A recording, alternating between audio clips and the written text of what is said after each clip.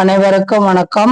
இந்த ஒரு பதிவுல நாம கிட்டத்தட்ட 34 வயதை கடந்தும் திருமணம் நடக்காத ஒரு ஜாதகத்தோட அமைப்பை பார்க்கலாம். எதனால இவங்களுக்கு திருமணம் நடக்காம இருந்துச்சு, இதுக்கப்புறம் நடக்குமா அப்படின்னு சொல்லிட்டு பார்க்கலாம். இந்த ஒரு ஜாதகத்தோட அமைப்பு பார்த்தோம்னா, திருவாதிரை நட்சத்திரம், மிதுன ராசியில பிறந்திருக்காங்க.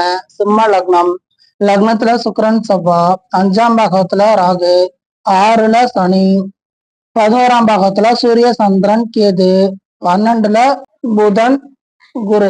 இந்த ஒரு ஜாதகத்தோட அமைப்பை பார்த்தோம்னா தாமத புத்திர பாக்கியத்தை கொண்ட ஒரு ஜாதகம். எப்போதும் குழந்தைக்கான அமைப்பு 5ஆம் இடம், 5ஆம் இடத்த அதிபதி காரண கிரகம் குரு அப்படிங்கிற அடிப்படையில சிம்ம லக்னத்துல பிறந்தவங்களுக்கு 5ஆம் இடமும் காரண கிரகமும் குரு அப்படிங்கிற அமைப்புல 5ஆம் இடத்துல ராகு இருக்கிற அமைப்பு.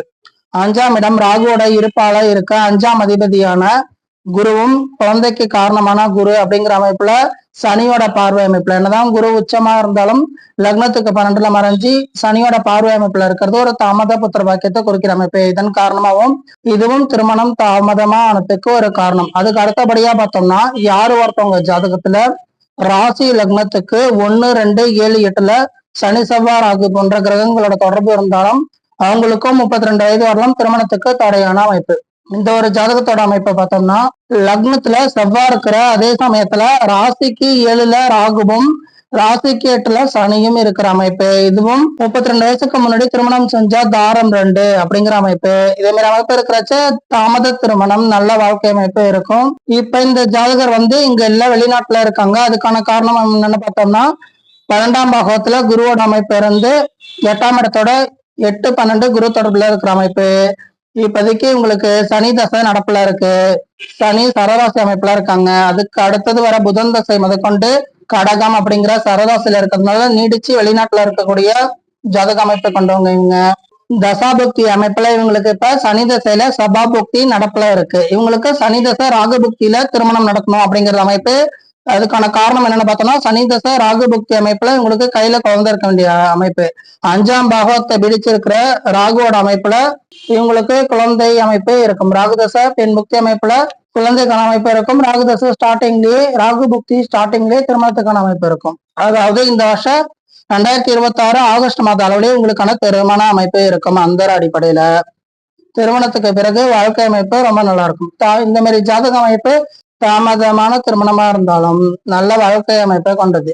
அதுக்கான காரணம் என்னன்னு பார்த்தோம்னா, முதல்ல 7ஆம் இடம், 7ஆம் இடத்து அதிபதி காரண கிரகம் சுக்கிரன். இது ஒரு திருமணத்துக்கான அமைப்புக்கு சொல்றோம். நான் இவங்களுக்கு 7ஆம் அதிபதி 7க்கு 12ல மறைஞ்சிருக்கிற அமைப்புல இருந்தாலும் 7ஆம் அதிபதி ஸ்தான பலத்தோட வலுவான தன்மையில தான் இருக்காங்க. சொந்த வீட்லயே உச்ச குருவோட பார்வை அமைப்புல இருக்கிறது கூடுதல் வலுவான அமைப்பு. அதுக்கு அடுத்தபடியா பார்த்தோம்னா, 7ஆம் இடத்துக்கு சுக்கரனோட தொடர்பு இருக்கிறது ஒரு நல்ல தன்மை. அதே சமயம் காரண கிரகமான சுக்கரனும் சனி ராகு போன்ற கிரகங்களோட தொடர்புல இல்லாம சபாவோட அமைப்புல இருக்கிறது பெரும்படியான கெடுதல் கிடையாது. இவங்களுக்கு 7ஆம் அதிபதி 7ஆம் இடம் காரண கிரகம் எல்லாம் வலுவான தன்மையில இருக்கிறதுனால திருமணத்துக்கு பிறகு வாழ்க்கை அமைப்பு ரொம்ப நல்ல தன்மையில இருக்கும்.